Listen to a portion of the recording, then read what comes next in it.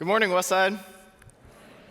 If we haven't had the chance to meet yet, my name is TJ. I'm on our family ministry team here at Westside, and I have the pleasure of serving with kids, students, and young adults. And I'm super excited to be here with you guys this morning. We are in the middle of a teaching series called Game of Thrones, where we're examining different kings in the Bible. And so far, we've covered the first human king of Israel, Saul. And like Eddie taught us last week, King Saul's pride and disobedience prevented him from being an effective leader. Saul was someone who looked the part, but who didn't have the heart. In Saul's undoing, it actually points us to his successor David, who is considered to be the first great human king of Israel. And there's this moment where Saul is at war with the Philistines, and in desperation and irreverence, he bypasses the prophet Samuel, and he offers a burnt offering himself. And this is no small misstep, as he conducted this spiritual ritual without the right posture or the right position. And Samuel, he pulls no punches in his response to Saul, saying in 1 Samuel chapter 13, "How foolish," Samuel exclaims, "you have not kept the commands the Lord your God gave you. Had you kept it, the Lord would have established your kingdom over Israel forever. But now your kingdom must end, for the Lord has sought out a man after his own heart. The Lord has already appointed him to be the leader of his people, because you have not kept the Lord's command." And that man is David. And that's who David is, the man after God's own heart. He was appointed king by God because of his character. And many of us, we know David because of his many faithful and heroic acts. For instance, he was chosen by God while he was still serving as a humble shepherd. This was a true underdog story because David was someone who did not look the part, but he did have the type of heart that God was searching for. And then he continued to live in the service of Saul while waiting to be king himself, which showed that he had obedience and discipline because he was serving under the guy that he would replace. And of course, David, he defeated the giant Goliath, which is among the most popular stories in history.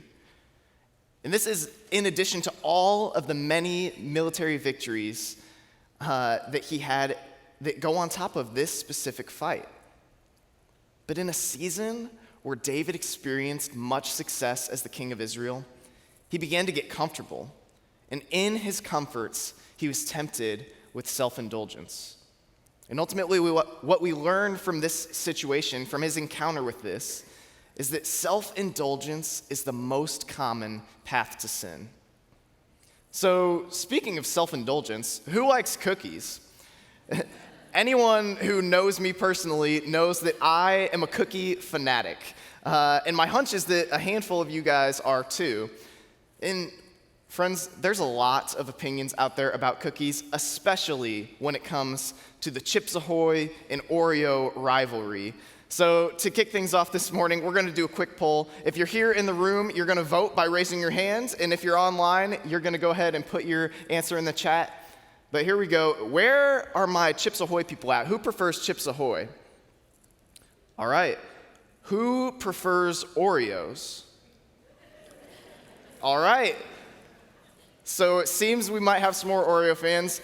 How about my people who are just down to eat any type of cookie? Okay. That's more my speed. Like anything with sugar in it, I'm probably going to be good with. But I do have a pretty strong affinity for chocolate chip cookies, and I'm going to let y'all in on a little secret. The Walmart brand chocolate chip cookies are better than Chips Ahoy. Last week, Eddie mentioned Prongles as a fearless snack. Well, let me tell y'all, chocolate chippers are the real deal too. So go to Walmart, pick you up some, you won't be disappointed. But I'll be honest with you guys, cookies are one of my weaknesses. One of my buddies, he has, self-control and discipline. He actually abides by the serving size on the package, which, by the way, is only like 1 or 2 cookies, 3 if you're really lucky. And meanwhile, I can sit down and eat an entire sleeve of those things in one sitting as long as I've got a glass of milk to go with it. Now, eating cookies is a silly example of self-indulgence. but it provides a valid illustration. Just as it's hard to stop after just one or two cookies, it's hard to start down the path of self-indulgence without it escalating into something greater. It's hard to indulge ourselves without losing ourselves. So let's jump back into the story of King David in 2 Samuel. I'm going to give you a quick overview of a few chapters to set the tone, and then we're going to jump into chapter 11. So starting in chapter 8, if you were to read through this part of 2 Samuel, you'd see that it recounts a lot of prominent victories of David. And if you were to read through this entire list of David's accomplishments, it would be hard to ignore the reality that David was victorious in all of his endeavors. 2 Samuel chapter 8, verses 13 and 14 even say, "So David became even more famous when he returned from destroying 18,000 Edomites in the Valley of Salt. He placed army garrisons throughout Edom, and all the Edomites became David's subjects. In fact, the Lord made David victorious wherever he went." Things were going well for David as the military leader of Israel. He was victorious wherever he went because God blessed him greatly. In David's win streak, it continues in chapter 9, but in a different way. This chapter tells of an incredible act of compassion that David shows to Saul's grandson. Here's the deal. I'd tell you the guy's name, but it's full of consonants and it's hard to pronounce. And since it's my first time up here, I figured not to press my luck. So we're just going to call him Saul's grandson. But anyway, Saul's grandson, he's this man who's crippled, and he is not living life to the fullest. And what David does is he blesses him with kindness and provision by restoring some of what Saul had. So in addition to being a successful king, a successful military leader, David's character is still flourishing. He's still helping out people and showing them kindness and love. So then David defeats the kingdoms of Ammon and Syria in chapter 10, which further illustrates his greatness. David seems to be at the top. Israel's victorious, his name has been made great, and he is serving others well. David's at the peak point of his leadership. But in the midst of a season where all seems to be going well, David gives in to temptation and he sins greatly. From his highest mountain to his lowest valley, self-indulgence brought David down.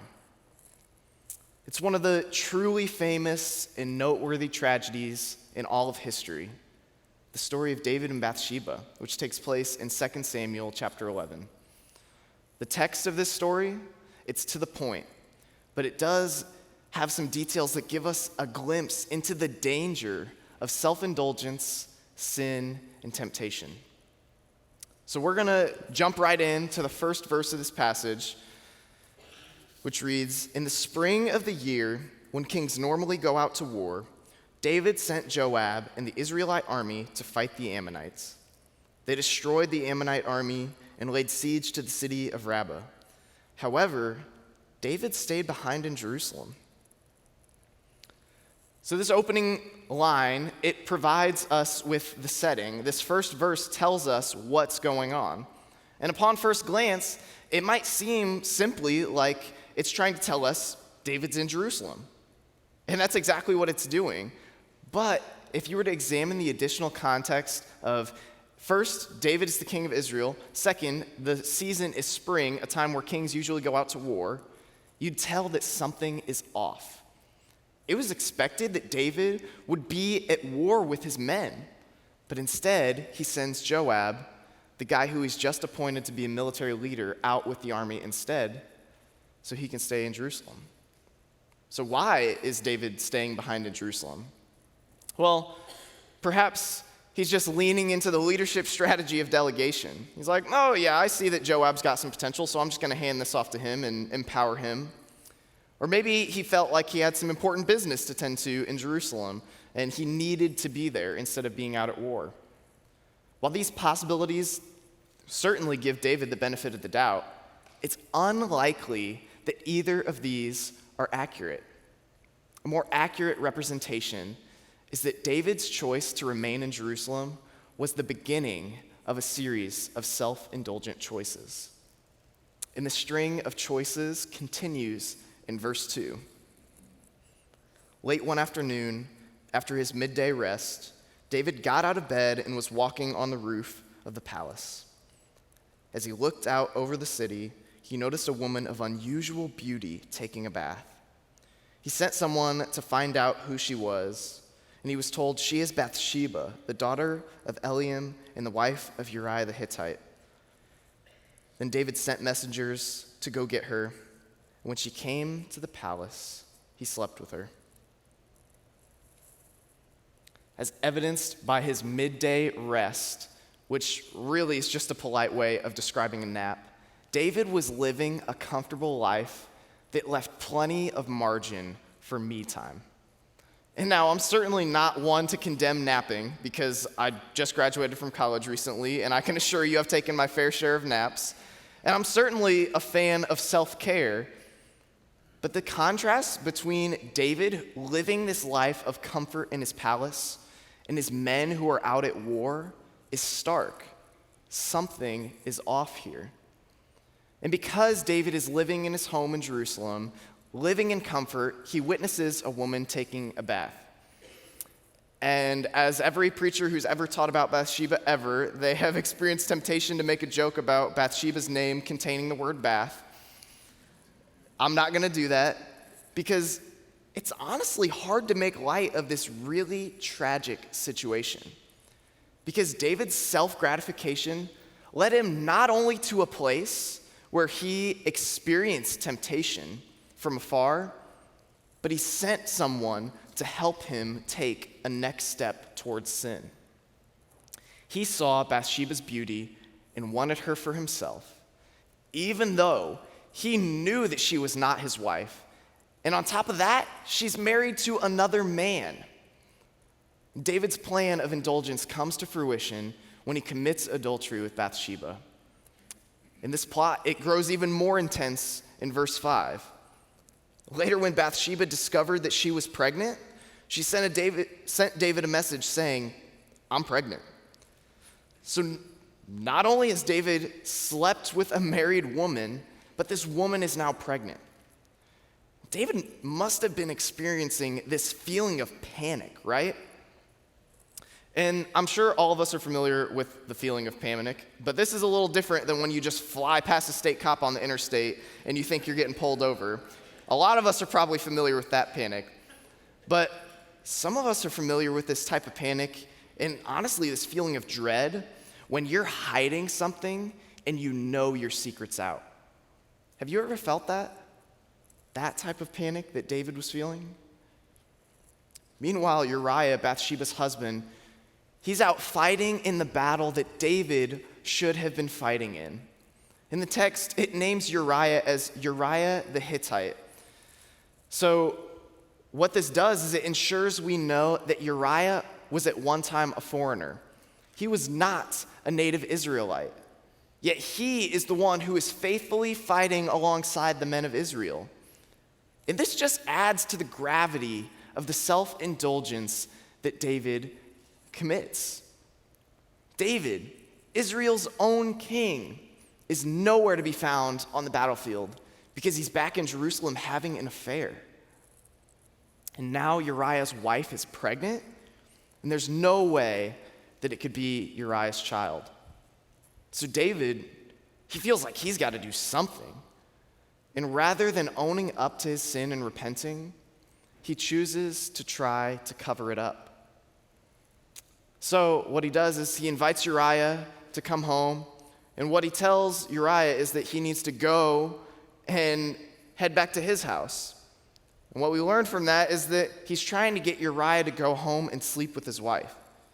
Because in David's mind, if Uriah goes and sleeps with Bathsheba and then she's pregnant, no big deal. That must be Uriah's baby. But Uriah's integrity is on full display with his response in verse 11.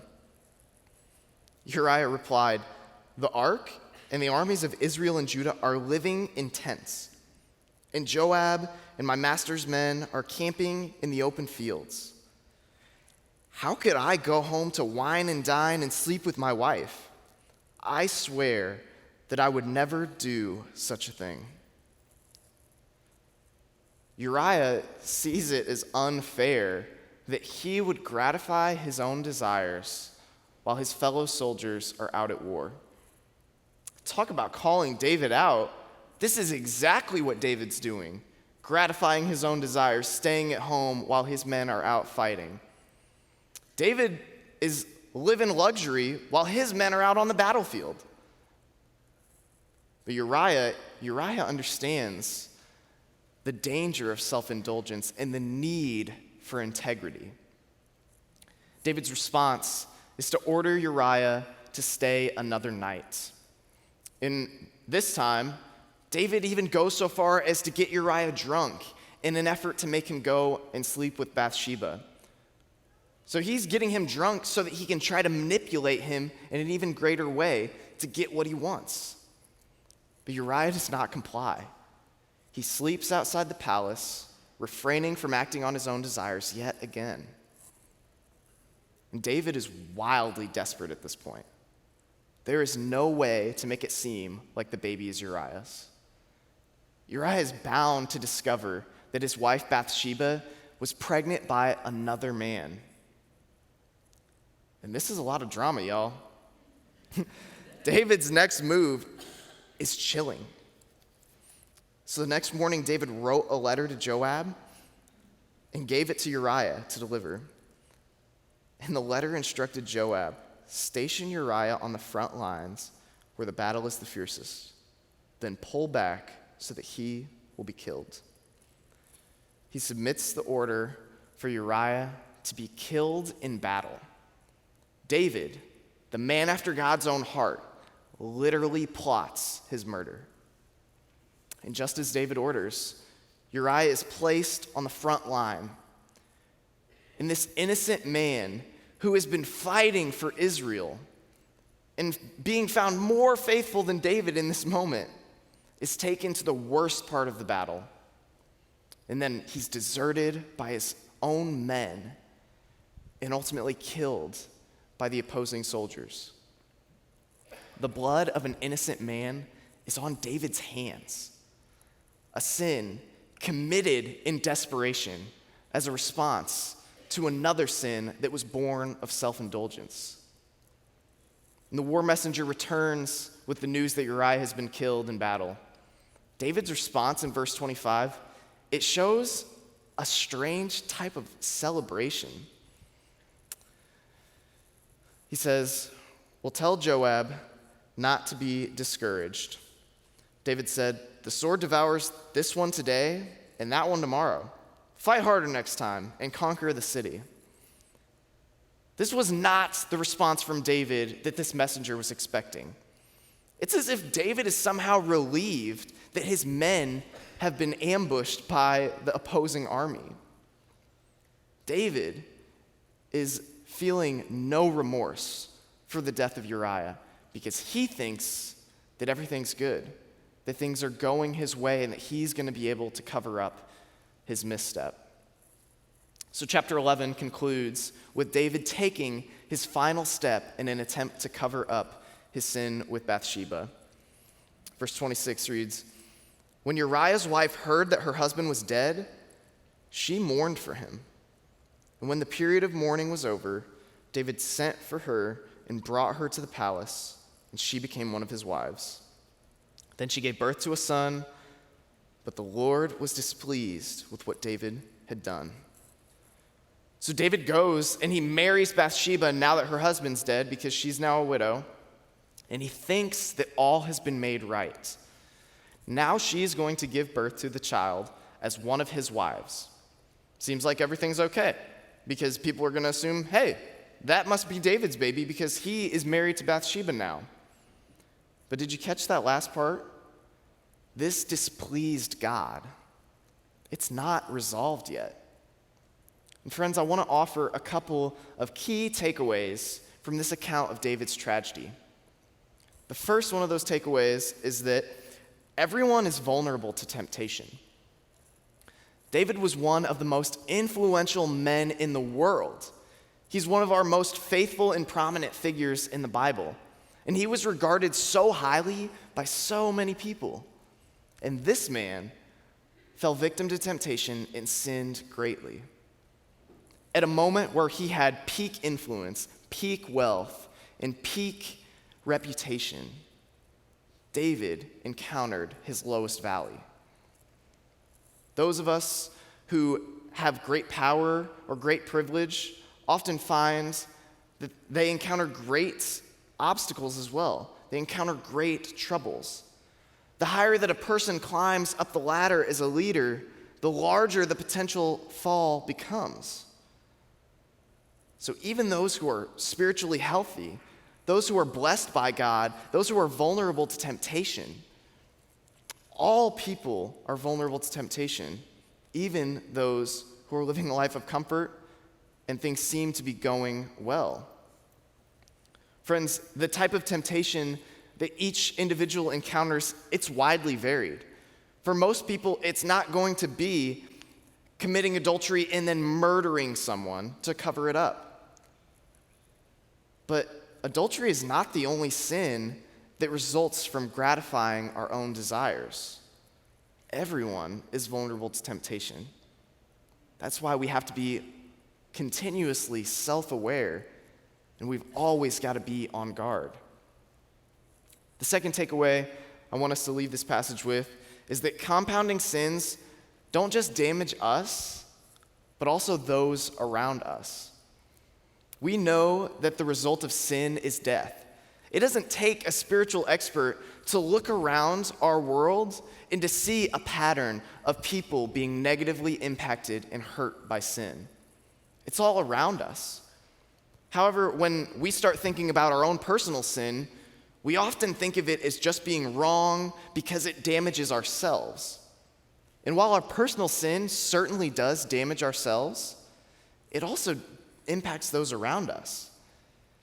And David's story is an extreme example of sin creating casualties for others.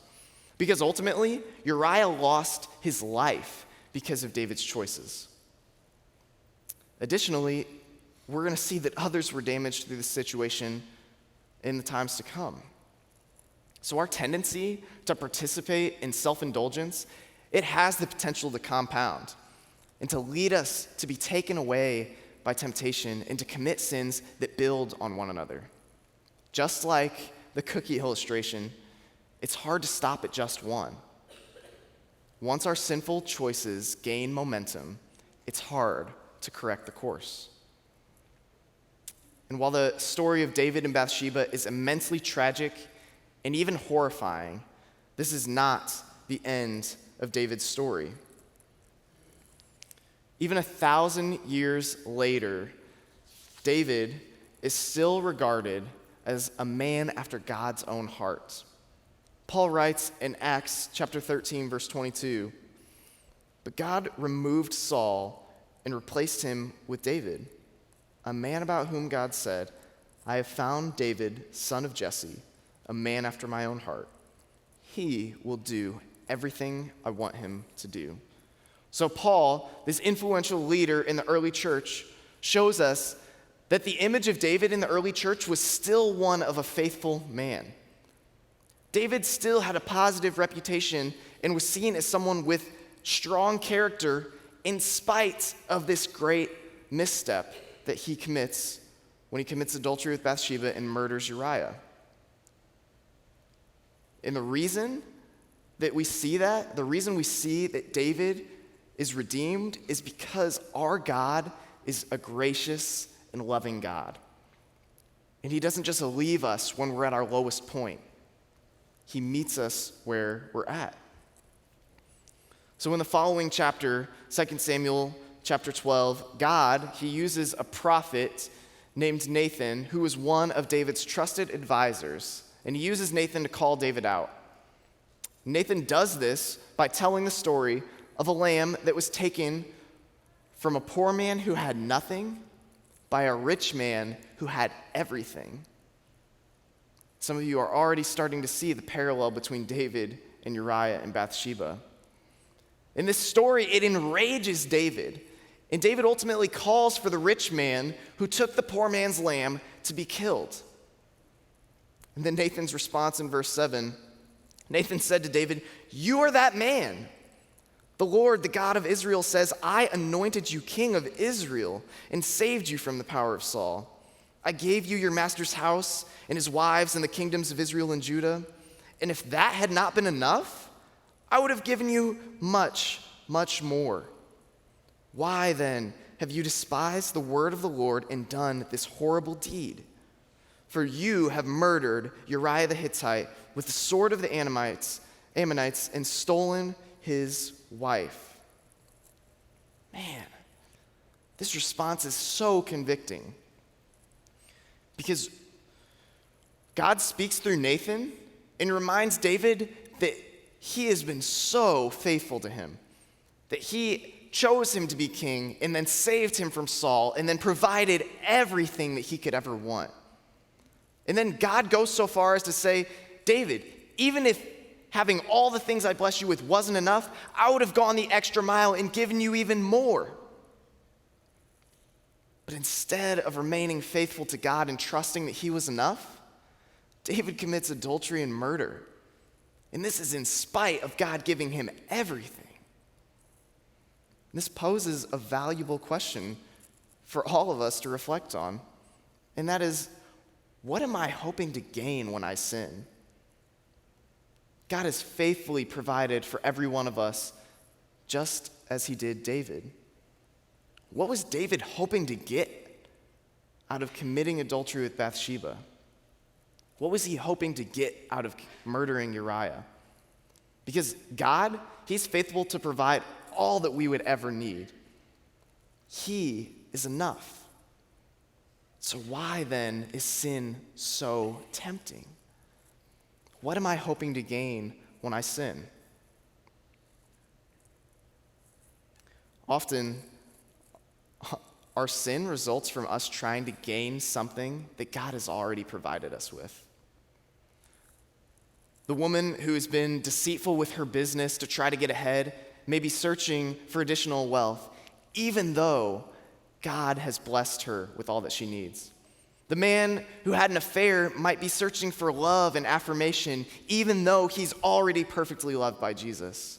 The student who bullies others may be searching for security, even though God is his defender.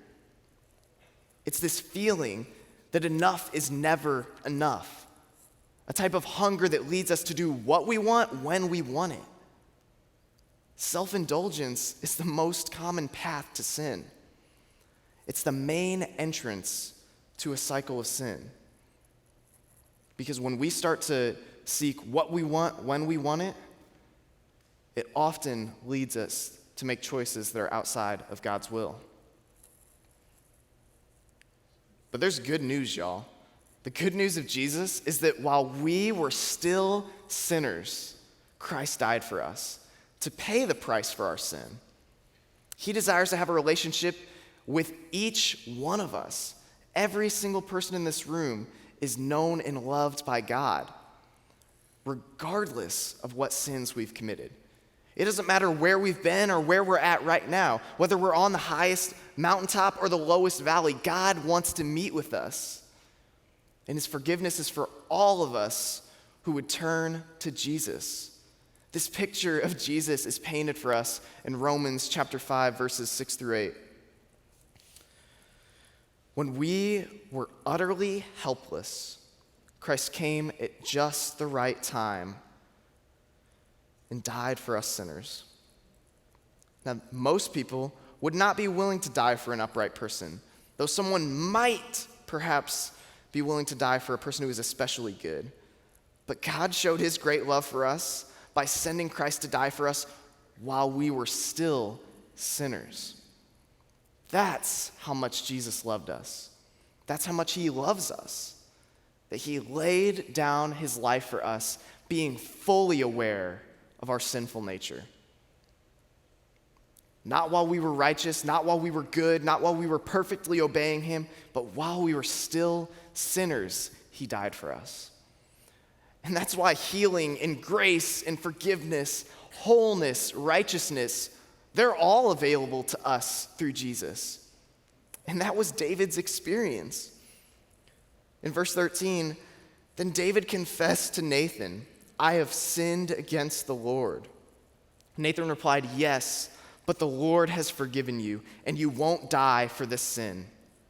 Nevertheless, because you have shown utter contempt for the word of the Lord by doing this, your child will die. Confession and repentance, they're healing for our souls. David experienced grace. But as we can see from his experience, even after our sin is forgiven, we may still encounter consequences. That's why it's God's desire not only that we turn away from our sin, that we repent when we do commit sin, it's God's desire that when we encounter that initial temptation, that we resist it, because that prevents us from encountering the consequences of a sinful choice.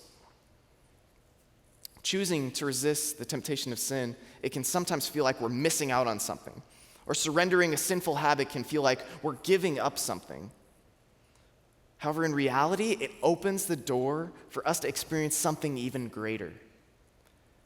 David's experience, it teaches us a lot about self-indulgence and temptation and sin, but it also teaches us about repentance. David chose to hide his sin and to attempt to cover it up, and ultimately that sin, it couldn't be handled until it was out in the light. Think of what could have been different if he confided in Nathan and confessed his sin to the Lord before he resolved to kill Uriah. So if you've stumbled, no matter where you're at, just like David, it could get worse, or you could choose to own it and face it today before it compounds into something greater. And friends, confessing sin is by no means easy, but laying it at the feet of Jesus provides an opportunity for freedom. Confiding in the appropriate person and sharing what you are struggling with, it helps you to know, first of all, that you're not alone, but it also provides an opportunity for greater accountability and for greater support. The reality is that none of us are without sin, so we've all got a next step to take. So where are you at? Are you comfortable, like David was in his palace, needing to be on guard about self-indulgence? Or do you need to address the way that you have been indulging your desires? Or maybe you've started down a road of sin that seems like it's compounding and growing into something greater. But there are some of us in this room that feel like David, desperate and out of options because of our sin. The reality is that all of us have a chance to make a change. So what do you need to do?